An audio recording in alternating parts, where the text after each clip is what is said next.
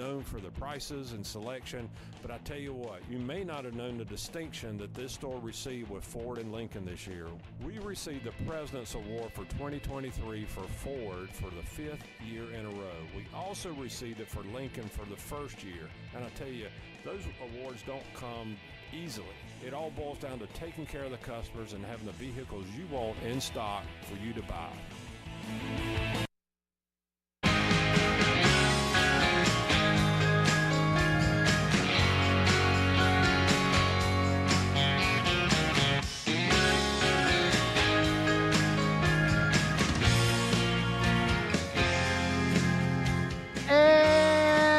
Back here, ladies and gentlemen. Yes, welcome. It is time for the Scoreboard. 844 Studio 4. That's 844-788-3464 is the phone number. Anything on your mind you want to talk about, sports related? Well, I will be here for you chatting about the world of sports for, oh gosh, we got a while yet. It's going to be about 53 minutes or so with me that you guys are going to have to deal with. I know, I try to make it as fun as possible. I do. I try. Welcome to the Scoreboard. We have a good show here for you today. Going to hear from Langston Wertz Jr. in the second segment of the program today. We spent some time yesterday. Now, I wasn't able to air the interview. Unfortunately, there were some technical difficulties there, but we have it. It's ready to go. So you guys are going to be able to listen to us talk about the high school sports scene. Really, we go over a lot in the Charlotte to North Mecklenburg, all the way up. We talk about Statesville High School as well. Everywhere in the area, Huff High School got some love.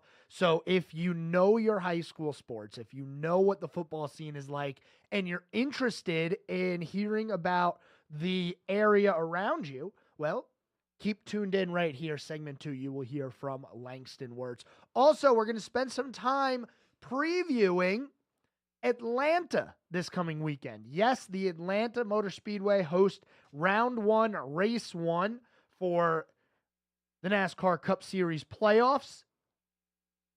Round 1 is Atlanta, Watkins Glen, and Bristol. In case you did not already know that, those are the 3 tracks in round number 1.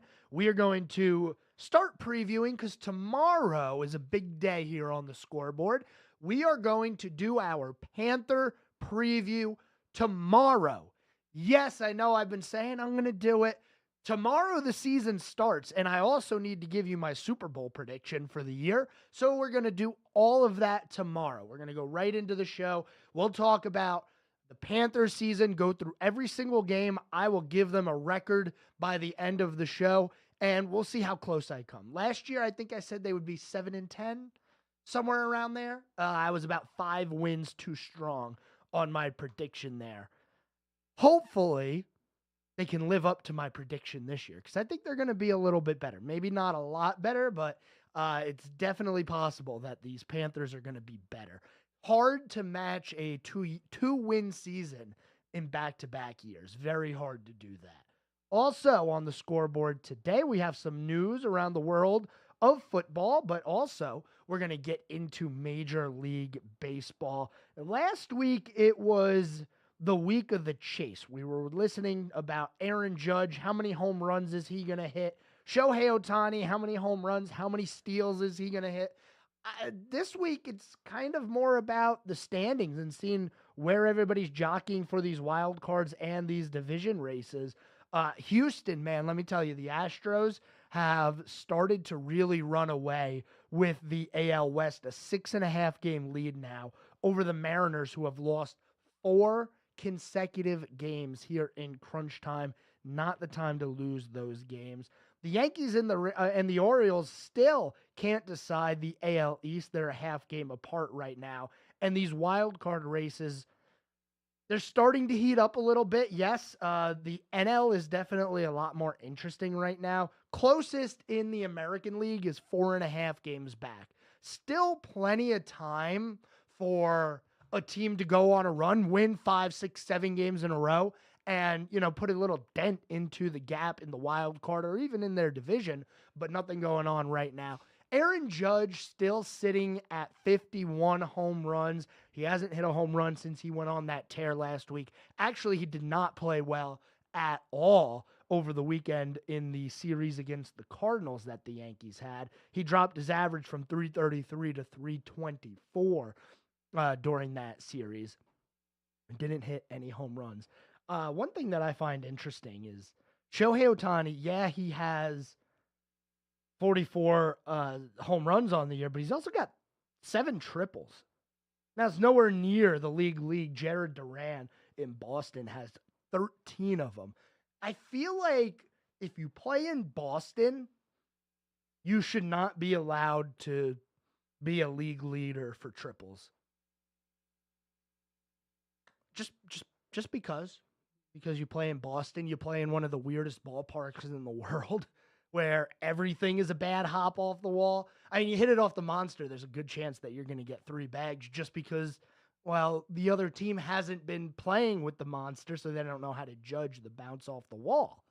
Or even in that pit in center field, whatever kind of corner they have there. It's just a weird field.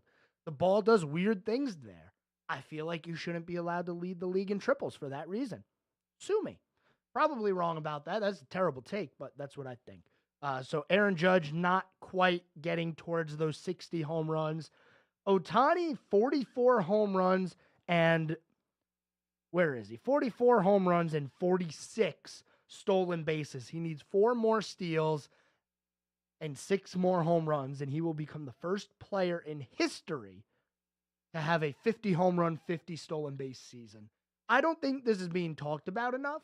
I don't know if the general public is aware that this is something that could possibly happen. Maybe it's the East Coast, West Coast bias right now. I'm not hearing too much of it on this side because we are on the East Coast. The Dodgers play really late at night, but it's still something that should be celebrated if he gets there. Even the fact that he's putting this chase on right now to go get 50 home runs, 50 stolen bases, we should be celebrating it. We should have an Ohtani tracker. I mean, it just doesn't make sense why this isn't a bigger deal to me, but that's the world of baseball right now. So we are also going to have, like I said, by the way, we're going to hear from Langston Wertz here in a few minutes, talk about the high school football scene. High school sports resume on Friday. A lot of big games coming up. We talked about my alma mater, Pine Lake Prep, and the football team over there. Well, so far this year, Pine Lake not looking all that great. They lost their first game of the year to South Lake Christian Academy. Interesting that Pine Lake is playing South Lake Christian Academy, but they got kind of blown out in that one. Final score 39-20. So the high school football scene, we'll discuss it with Langston Wertz here in a few minutes. The NASCAR Cup Series, Atlanta coming up. We're going to preview that. I have some drivers that we're going to hear from a little bit later on in the program. Definitely going to be the second half of the program today, so stick around for that if you're interested. Christopher Bell, Chase Elliott, Kyle Larson, just a couple of the drivers that we are slated to hear from. And we got to give you a Charlotte FC update as well. Getting awfully close to MLS playoffs. Only a couple of months away on that. So don't go anywhere. We got it all for you here on the Scoreboard. We're going to have some fun today. On the other side of this break, we'll hear from my buddy Langston Wertz Jr. Talk some high school football. You're not going to want to miss it. Stay tuned. We're back after this.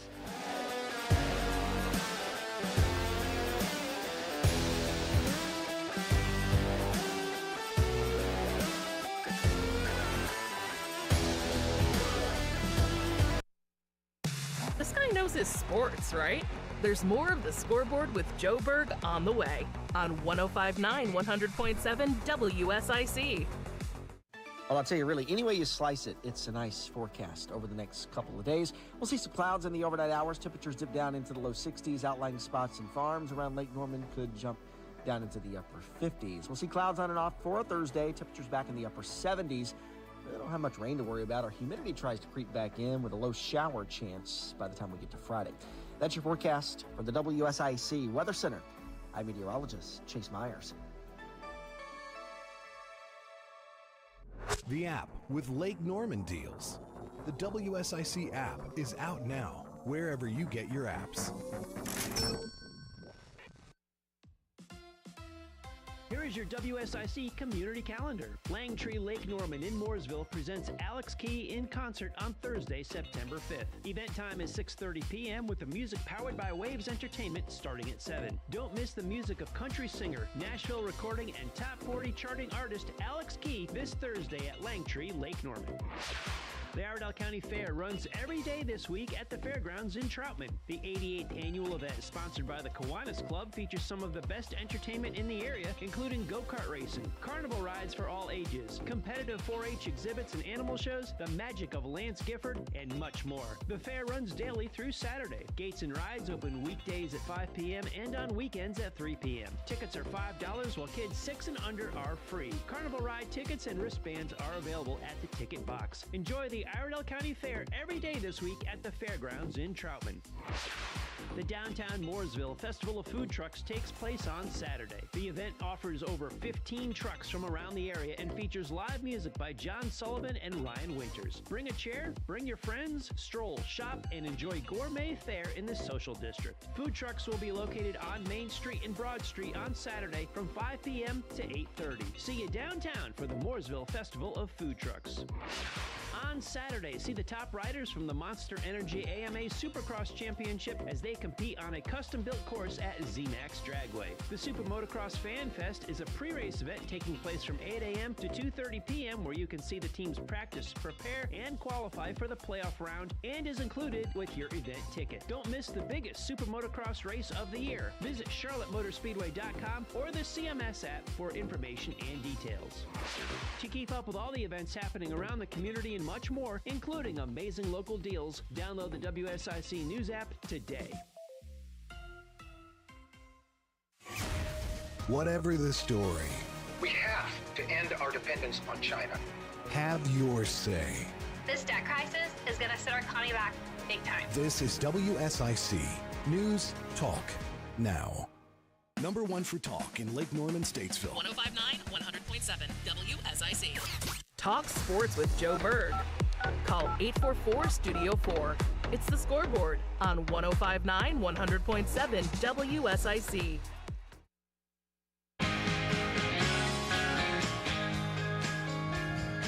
And welcome back, ladies and gentlemen. You're listening to the Scoreboard. Had the chance yesterday to speak with Langston Wertz Jr. of the Charlotte Observer covering high school football. We'll bring him on now. Here is Langston Wertz Jr. Well, hello, everyone. We are joined now by Langston Wertz Jr. with the Charlotte Observer, joining us to talk a little high school football as the season has gotten underway for a majority of the schools in the area. Hey, Langston, are there any schools that still haven't played their first game? No, I think everybody's underway right now. Everybody's underway. One of the best times in the sports year, high school football, Friday night lights underway. You know, I was interested in one of the game predictions that you put out from last week. It was one of the games to keep an eye on, Statesville versus Lake Norman. You had some others down there. I'm just curious, what made you pick Statesville High School? I don't know if I'm sure you're aware, that's kind of an upset in our area. I thought Statesville was going to have a chance to be pretty good this year. They had, I don't know, don't quote me, 10, 11 starters back and a bunch of lettermen. And they were 8-4 last year, and they finished second in the conference. Lake Norman's been, traditionally pretty good. I thought that was going to be a good inter-county rivalry type of game. So, yeah, we picked it. Yeah, well, hey, you got it right because Statesville ended up getting that one done, beating Lake Norman. Now, that is a case where we had a 3A team playing a 4A team. Yeah, correct. I'm just curious, how much of a separation is there between 3A and 4A schools? I know most of it has to do with the size of the school, but is that really a big deal?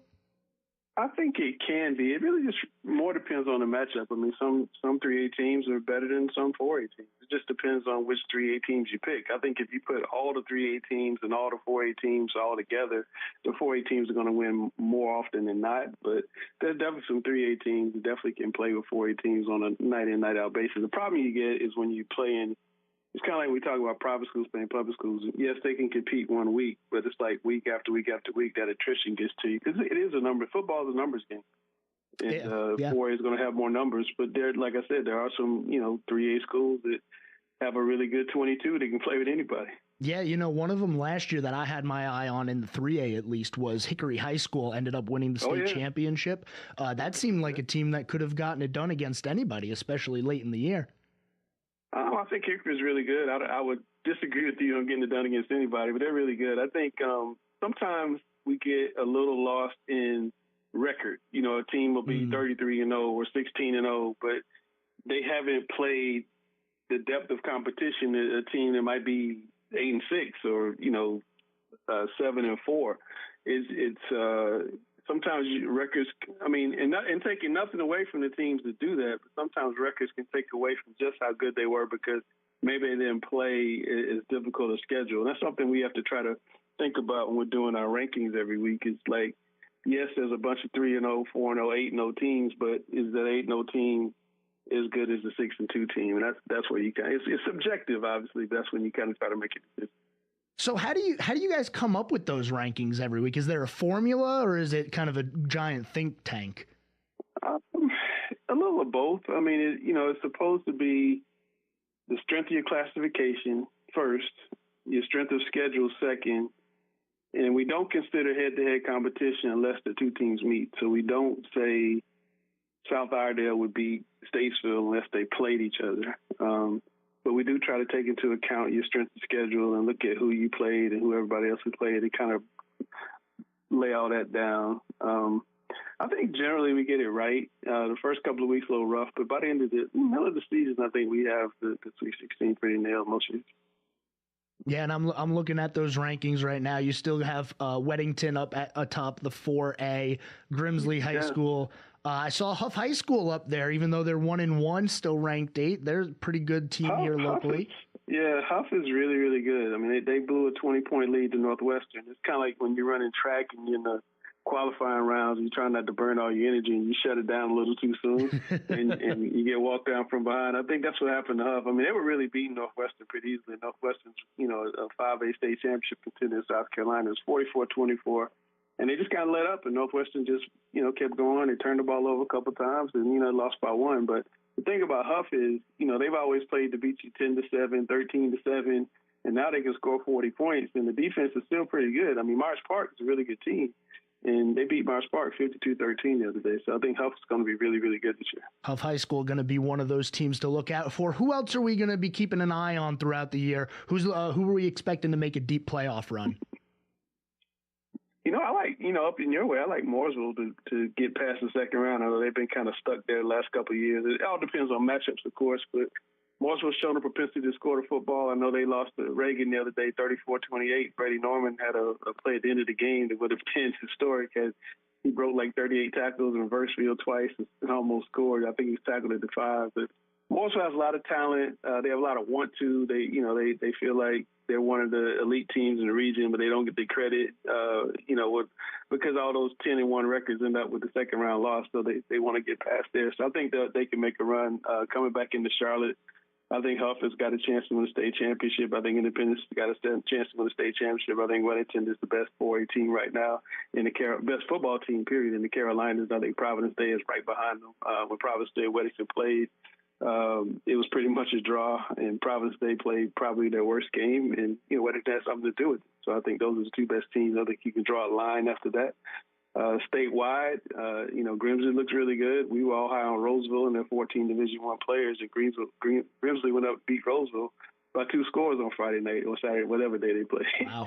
And Faison Brandon, the number 1 recruit in the junior class for Greensboro, Grimsley, he's having quite a season. And their defensive backfield, they played some really top-notch wide receivers. Nobody's able to pass on them. So Grimsley is going to be right there. And the 4A West is going to definitely be the toughest playoff bracket, as usual, to get through. Yeah, and I'm glad you brought up a school like Independence being able to really put a push through those playoffs. Last year, we saw them come in as a 23-ranked school and almost bully their way into the Final Four there.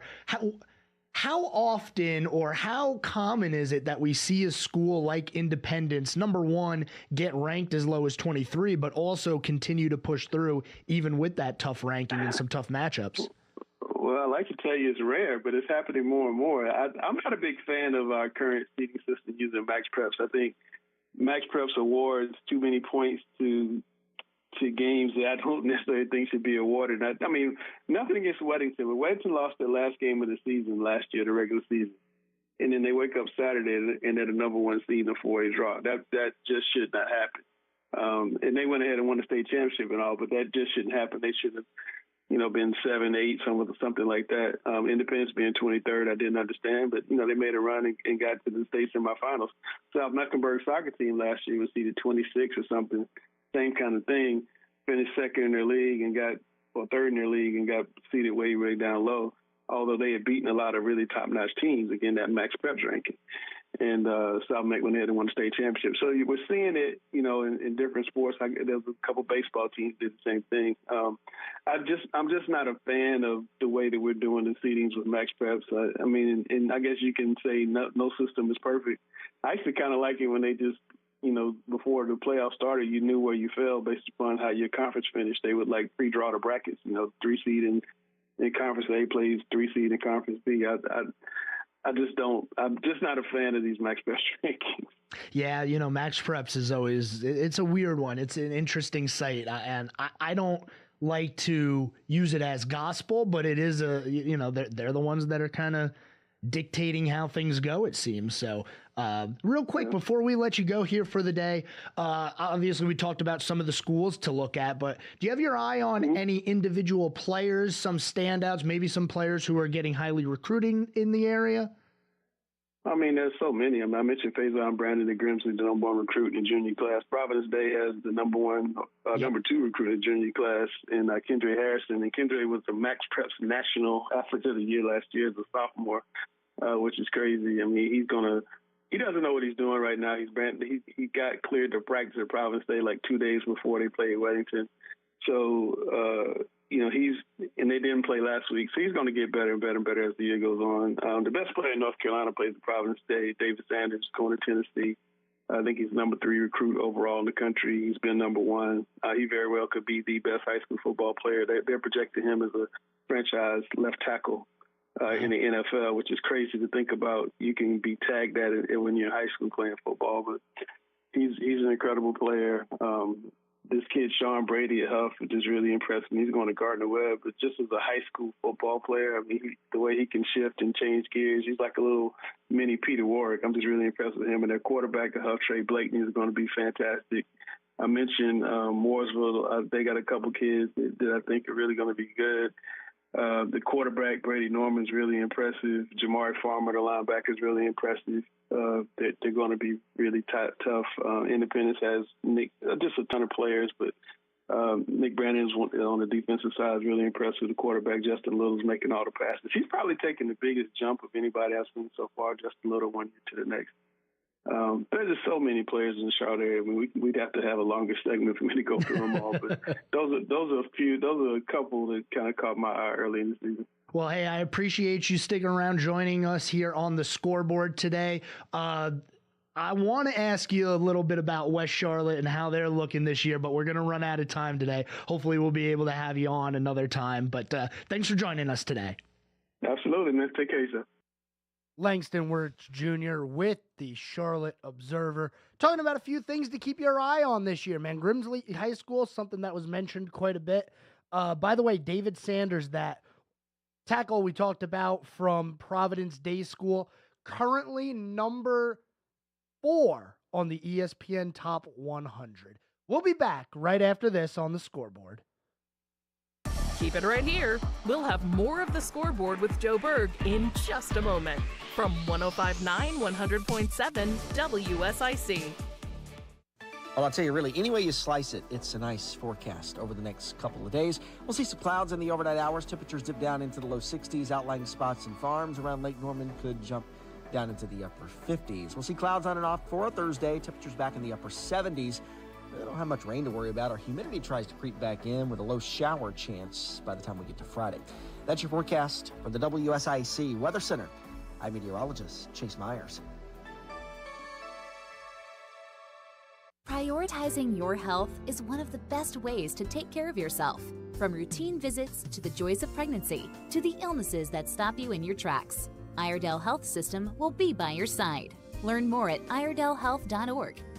With 5 area locations, Desco is your go-to resource for electrical supplies. Albemarle, Mooresville, Salisbury, Statesville, and Lexington. No matter where the job takes you, you're sure to be close to a Desco. Shop now at descoinc.com.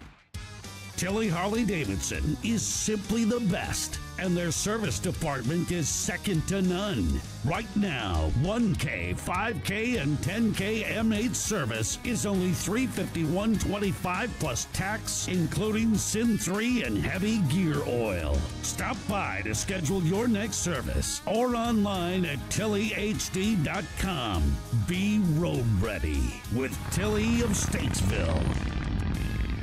Increase your peace of mind and keep your family comfortable with propane tank monitoring from G&B Energy and Tank Utility. With this app, you can avoid running out of gas while you're grilling, receive alerts when your tank is low, and monitor your tank while you're away. Get peace of mind with G&B Energy's tank monitoring app today. Visit gbenergy.com or drop by 128 Intercraft Drive, Statesville. G&B Energy.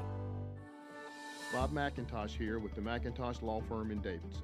Serving this community has been a collective passion of our law firm since 1997.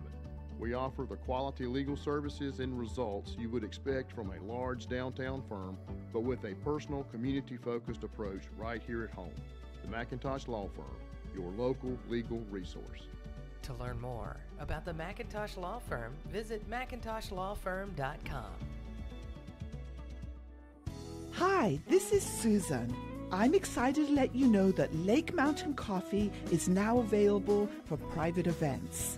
Our beautiful historic building with its 360-degree mezzanine has hosted many private parties, catered diners, and even an actual wedding.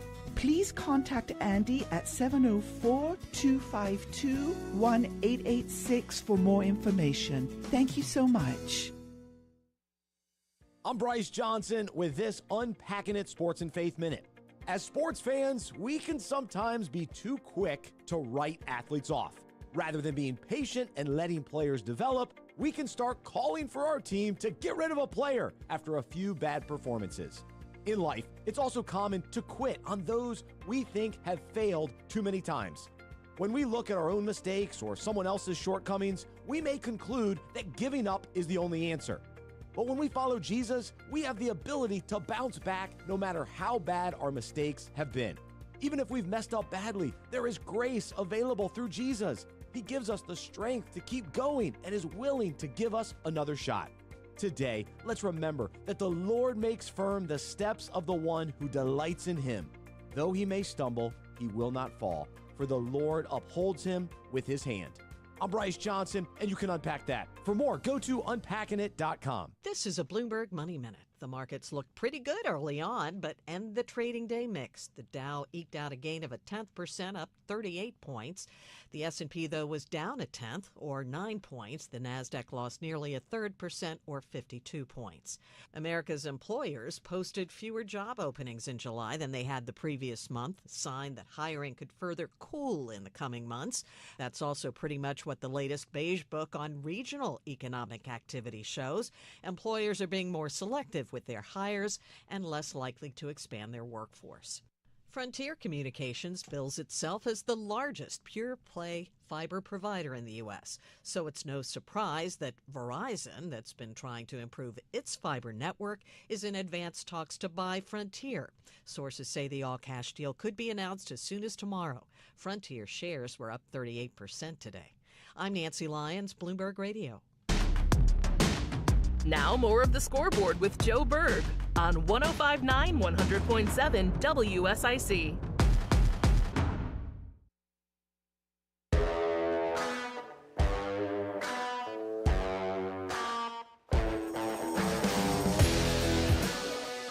And welcome back to the Scoreboard. 844 Studio 4 is the phone number. Big thank you to Langston Wertz Jr. for joining me. Talk high school football, talk some preps. Man, it is going to be a fun football season. And don't worry, come Friday, we are going to be previewing a lot of high school football games in the area. So for all of your high school football, local high school, any sports in high school info, come right here to the Scoreboard. We got you covered. And I'm going to do this again, same as last year. If you know somebody who plays, maybe it's your son, daughter, friend. If you know somebody playing, they had a good game, you want to shout them out. I don't care what sport it is. Give me a call. Shout them out. We'd love to shine the light on the local student athletes, Iredell area, Mecklenburg area, wherever. It really doesn't matter. Give me a call, 844-STUDIO-4. Well, one thing that's coming up this weekend is the NASCAR Cup Series playoffs. Round 1, race 1 at the Atlanta Motor Speedway. The new Atlanta. When can we stop calling it the new Atlanta Motor Speedway? Because if you remember, traditionally, it was not a draft track. At first, it was an oval. Then they turned it into a quad oval. And now they turned it into a quad oval that has drafting involved. Because, well, they banked the corners more. They made it race more like a Daytona and Talladega. This is going to be a mess going into the first race of the year, man. Looking at these points, there is not a single driver who can afford to crash out of this race. And it's a draft track. It is going to be wild. Your points leader, Kyle Larson, is only 35 points to the good. Putting that into perspective, if Martin Truex Jr. would have started Darlington at plus 35 and wrecked out lap 3 the way he did, he would not have moved into the playoffs. He would have gotten knocked out. That is how tight the standings are going into Atlanta. And look, you can't count anybody out. Daniel Suarez, currently 11th in the standings, 1 point to the good on the cut line. He won at Atlanta. Who's to say we don't see somebody like Harrison Burton? We saw that he can win at draft tracks. He won at Daytona. What if he comes in and steals one? What if, the same way we had it happen in the spring, what if on lap 3, there's a big pileup going into turn 1 and 3 playoff contenders are involved in it? Man, that's going to shake things up. So you can't really take anything for granted here in this round. And then even after this, we go to Watkins Glen, and then it's the night race at Bristol, where really anything can happen.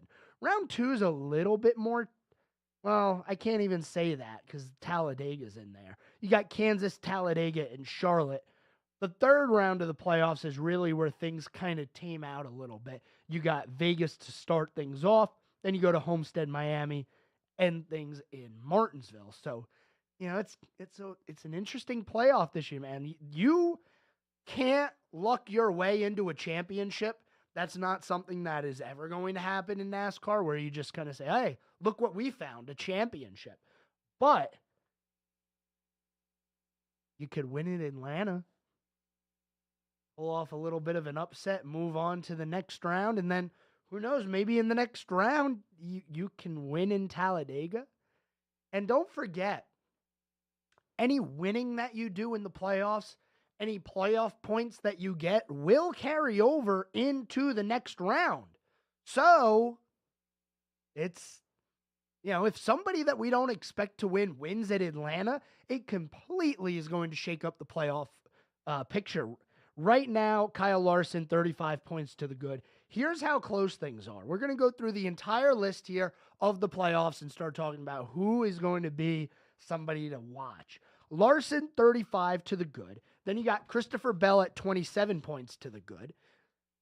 Tyler Reddick, 23. William Byron, 17 points. Ryan Blaney only up 13. And then here's where it gets really crazy. Denny Hamlin, 10 points above the cut line. Chase Elliott at 9. Brad Keselowski at 3. Joey Logano at 2. Austin Cindric at 2. Daniel Suarez at 1. And Alex Bowman and Chase Briscoe tied at 12th and 13th in the points. Because of tiebreakers, it would be Alex Bowman. But tiebreakers don't really matter going into the playoffs because the tiebreaker is the better average finish in the round. Or, I'm sorry, it's the highest finish in the round. So if you finish second and your competitor finished third in one of the races in the round, guess what? The guy who finishes second moves on. Chase Briscoe and Harrison Burton and Alex Bowman all tied at that playoff cut line. Ty Gibbs and Martin Truex Jr. only 1 point below. You have 8th through 16th separated by 4 points. It's going to be a crazy playoff. It really is. And look, you've heard me say before, I'm not the biggest fan of playoffs. I don't think we should have it in a motorsport, but this is going to cause some drama, and this is going to get some ratings for NASCAR probably.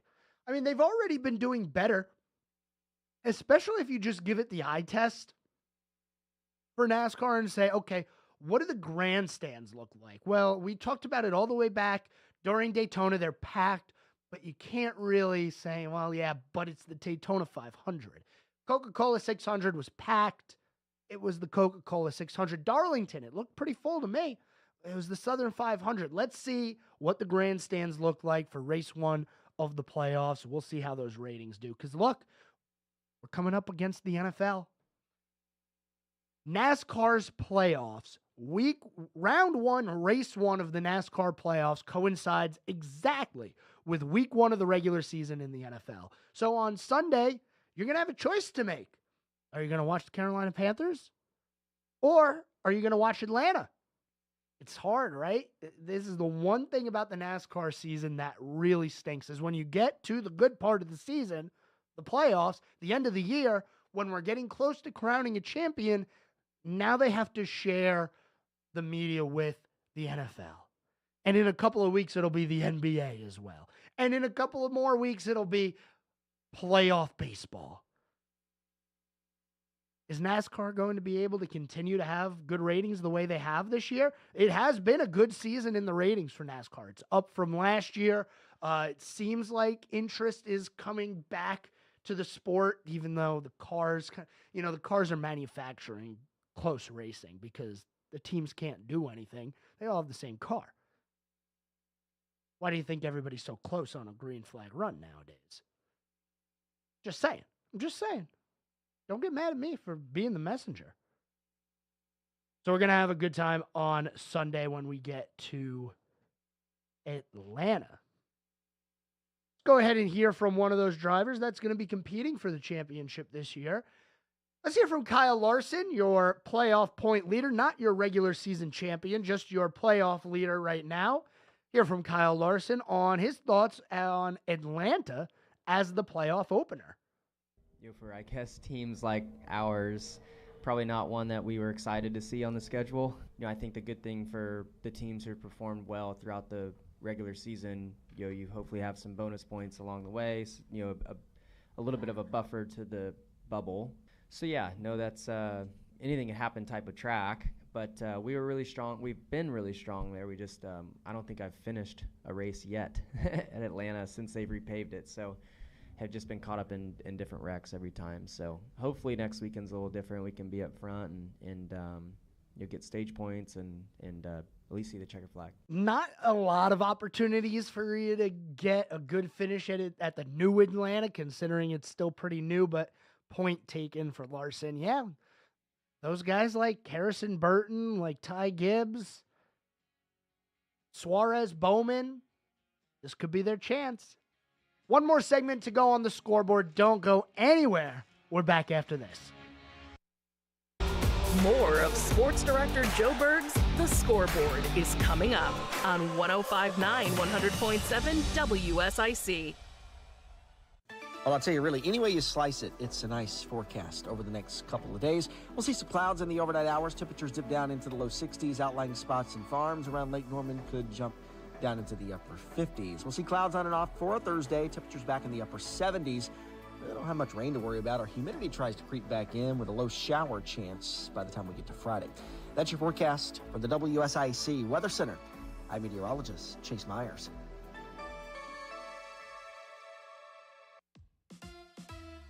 Here is your WSIC community calendar. Langtree Lake Norman in Mooresville presents Alex Key in concert on Thursday, September 5th. Event time is 6:30 p.m. with the music powered by Waves Entertainment starting at 7. Don't miss the music of country singer, Nashville recording, and top 40 charting artist Alex Key this Thursday at Langtree Lake Norman.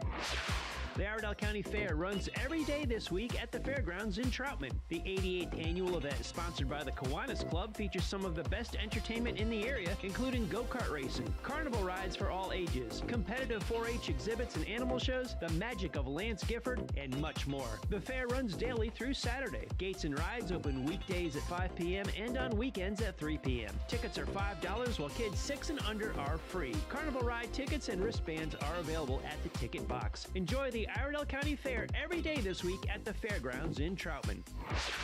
The Downtown Mooresville Festival of Food Trucks takes place on Saturday. The event offers over 15 trucks from around the area and features live music by John Sullivan and Ryan Winters. Bring a chair, bring your friends, stroll, shop, and enjoy gourmet fare in the social district. Food trucks will be located on Main Street and Broad Street on Saturday from 5 p.m. to 8:30. See you downtown for the Mooresville Festival of Food Trucks.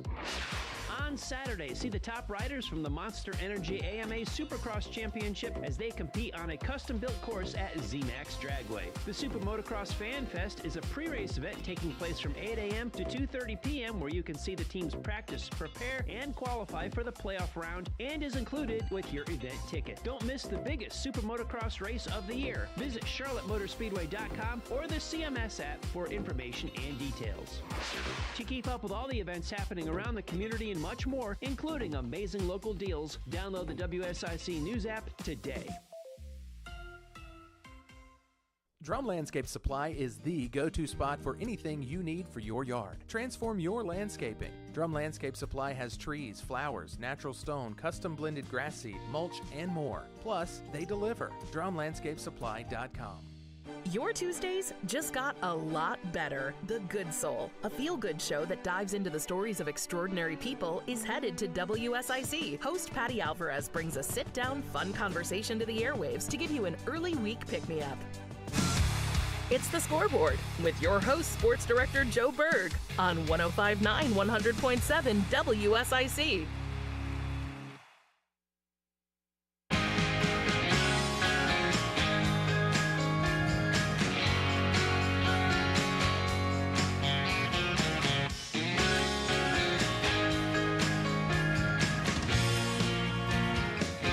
All right, ladies and gentlemen, here we are. It's the final segment on this Wednesday. Happy Wednesday, everyone.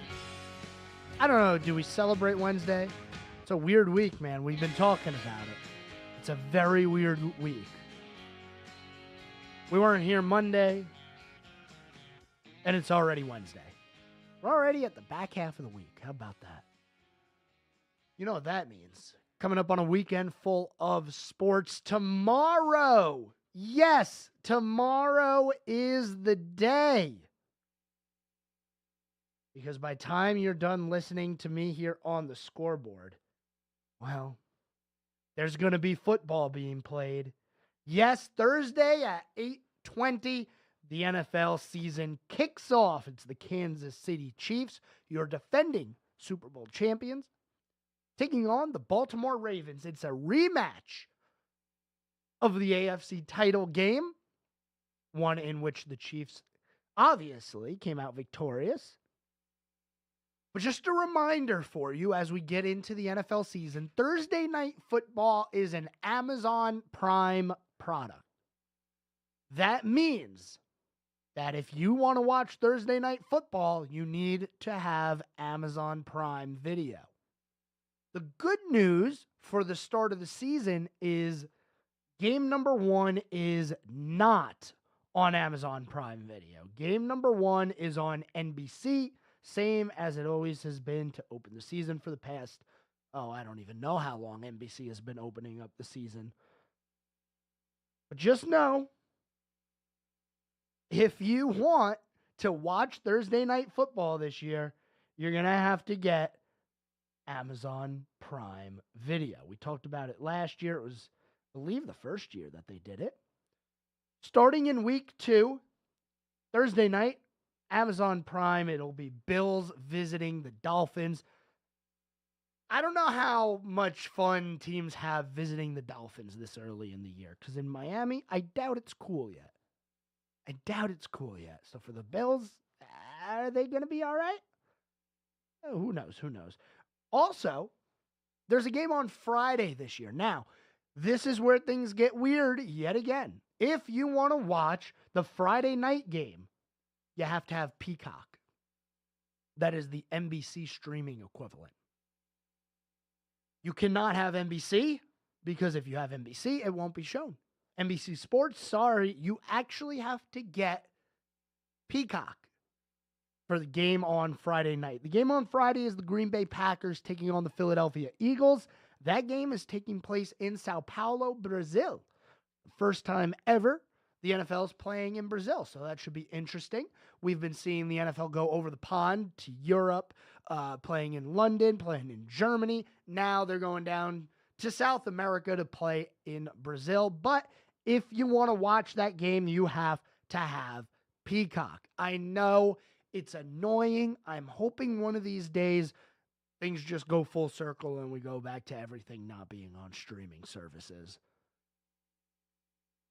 Because, yeah, it's nice to be able to access it anywhere, but, like, you were able to do that 5 years ago. You could have accessed it everywhere, and not everything was on streaming. And the other thing, and I mentioned this before, streaming is behind by like a minute and a half when you watch it. What is that going to do to live sports betting? If you're watching a game and you're streaming it on Amazon Prime and you say, I'm betting that the next play is a touchdown, you might be betting 3 plays from now and you don't even know. So, and I hate to bring up the betting aspect of it, but these sports leagues are in bed with the gambling companies. They are, and that's what we've seen over the past few years. Every league now has an official gambling partner. This is going to be important to the leagues, and when they finally figure out, hey, streaming is not good for that, it might stop. So who knows? Maybe the sports betting saves the day on the streaming services. Man, that'd be something. That really would. Tomorrow, like I said, we are going to go over the entire Panthers season. I'm going to give you a record. We're going to go game by game, talk about what I think might happen. And, well, it's probably going to be wrong. It's hard to predict 17 games. Oh, I slipped up. It's hard to predict 17 games correctly in an NFL season, which is why I don't think I'm going to do it. But just for a quick little rundown for you before we get to tomorrow's show, the Panthers' schedule is as followed. Starting things off on the road in New Orleans. Then they got the Chargers, the Raiders, the Bengals, Bears, Falcons, Commanders, Broncos, Saints, Giants in Germany, Chiefs, Bucks, Eagles, Cowboys, Cardinals, Bucks, and Falcons. There's some winnable games there. There really are. Now, I'm not expecting them to go out and win the NFC South, even though the NFC South has shown that they're not a great division. I don't expect them to go out and win it. How about we just aim for improvement this year, guys? Is that too much to ask for? To aim for a little bit of improvement this year? That's all. So tomorrow we'll go over the Panthers schedule. And I'm going to give you my Super Bowl champion tomorrow. At the end of the show, once we go through the Panthers, I'll give you, because it's not going to be the Panthers. I don't want to be the bearer of bad news. I know we have just as good a chance as anybody else going into tonight. The odds are the same. Everybody's at 0-0, but no. I'm sorry. I don't want you to get your hopes up. We got to be realistic. The Panthers are not going to be aiming for the Super Bowl this year. And I don't know. If they do go to the Super Bowl this year, I'll take some kind of punishment because I'm so adamant about the fact that they're not going to go to the Super Bowl, trying to quell all the expectations, make sure nobody's getting their head inflated because the Panthers aren't going to be great. So if they do go to the Super Bowl, I'll do something. I don't know. Maybe I'll bring in some worms and eat some worms. How's that? Is that good enough? I don't know. I'm not going to do that. That's disgusting. Not a chance. Some things to keep an eye on in the world of sports as we head towards the end of the program today. Jamar Chase was practicing with the Bengals today. Why is that big? Because he said that he's not going to play without a new contract, but he is playing. Interesting. Very interesting. LSU's John Emery Jr. has a torn ACL in his left knee. Suffered it in practice. That is brutal, man. Tearing an ACL in practice is just... That's tough. There really is. So some things to keep an eye on if you were big on LSU this year. Well, they just lost a running back with a torn ACL. And maybe it's not the biggest deal in the world. You know, running backs are a dime a dozen, but still not the best. Not the best. Let's go ahead and start talking about some things that happened on this day in sports history. Today is September 4th. We are going to start getting into a lot of NFL on this days. But here's one that's pretty important.